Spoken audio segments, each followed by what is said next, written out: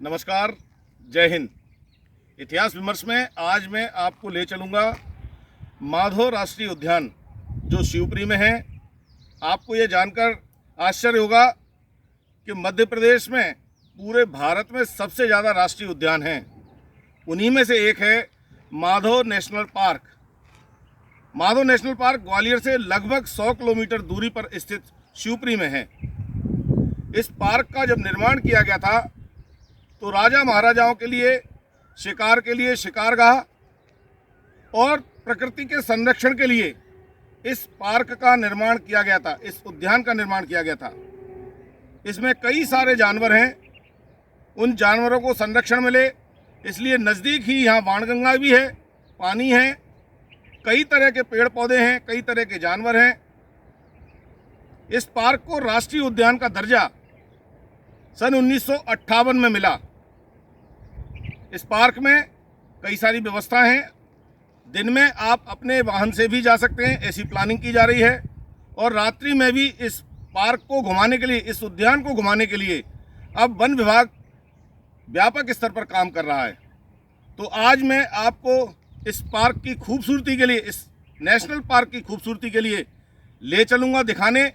इसके अंदर चलेंगे। आपने वो कविता सुनी होगी, सतपुड़ा के घने जंगल उगते अनमने जंगल।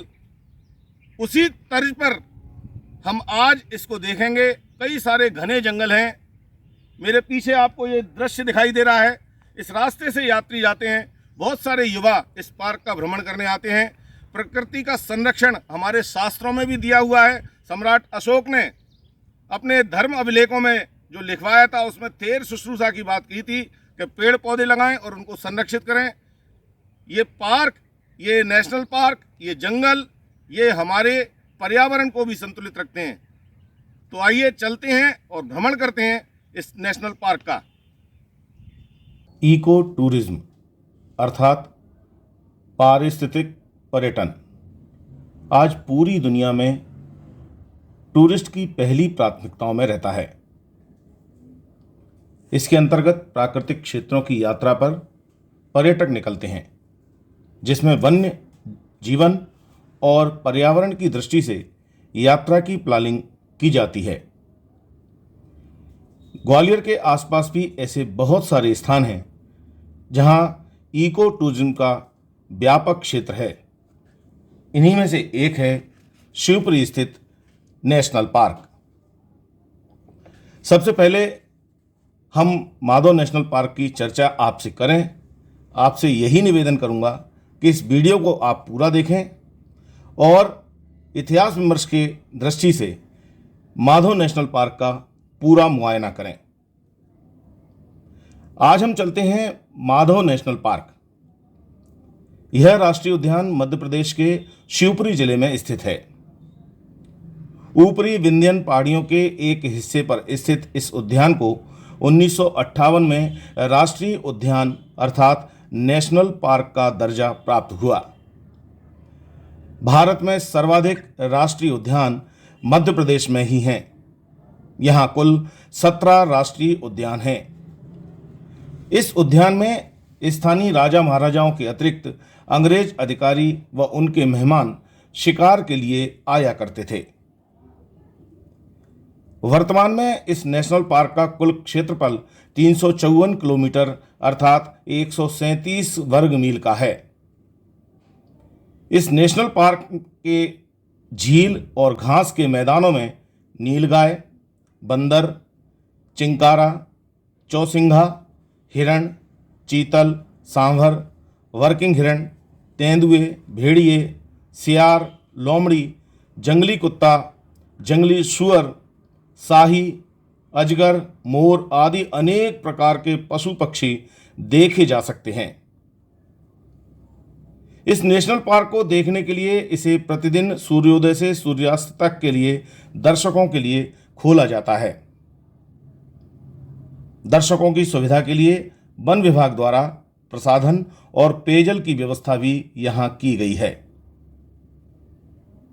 पूरा पार्क देखने के लिए टिकट खिड़की से बुकिंग कर वन विभाग की गाड़ी द्वारा पार्क को घूमने की व्यवस्था भी की जाती है।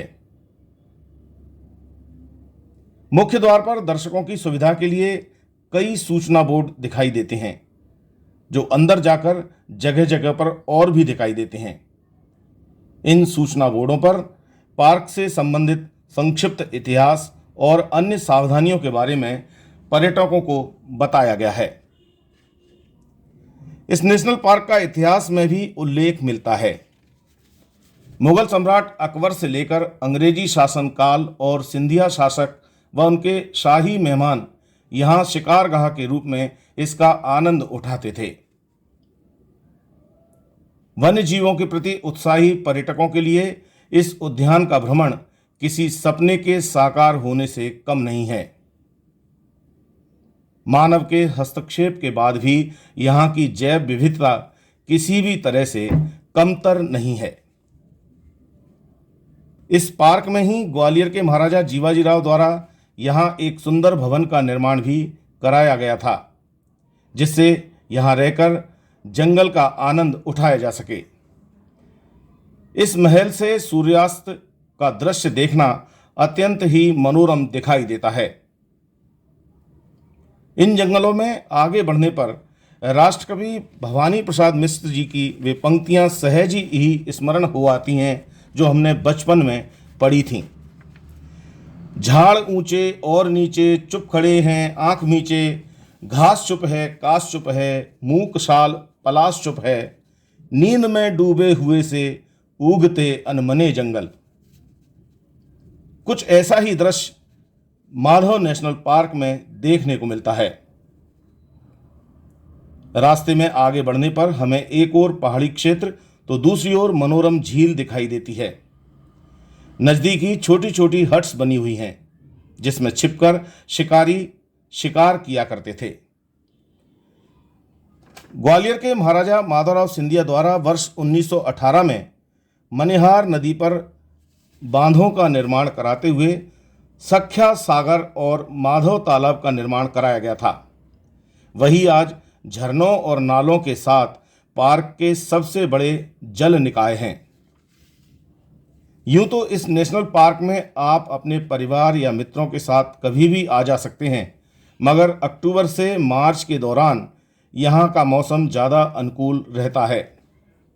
इस समय प्रवासी पक्षियों की घनी आबादी यहाँ मनमोहक रहती है। इन पक्षियों में विशेष रूप से चकवा चकवी, जल कौवा, जल मुर्गी, स्पूनविल, साइबेरियन डक, पिनटेल, जलमोर जैसे देसी विदेशी पक्षी शामिल हैं। यहाँ मोरों का करलब सुनकर बरबसी आपके पैर ठिठक जाएंगे।